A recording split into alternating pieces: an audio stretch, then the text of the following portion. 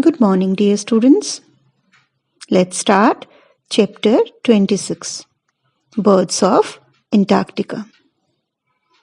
Children, Antarctica is the fifth largest continent. About 98% of Antarctica is covered by the Antarctic ice sheet. And it is the greatest place to see seabirds. There are more than 46 species of seabirds in Antarctica. Let's talk about few of them. Yellow-billed pintail duck. The yellow-billed pintail has a brown head and neck. The beak is yellow with black tip, and the tail is brownish and pointed.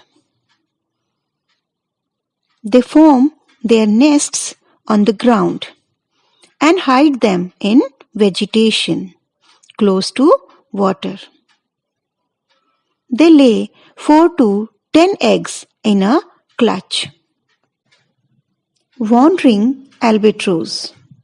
Children, wandering albatross is one of the largest birds in the world.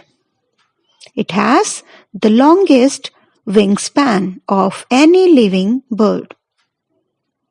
These birds travel in small groups, and they mainly eat fish.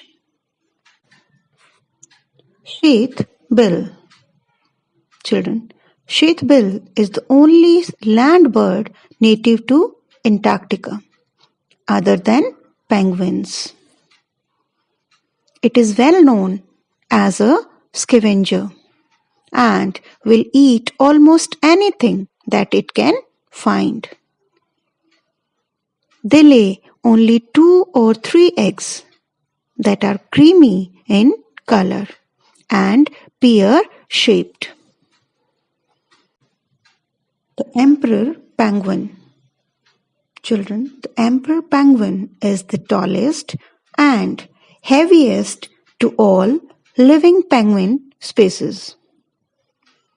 These flightless birds live on the Antarctic ice sheet and in the frigid surrounding waters.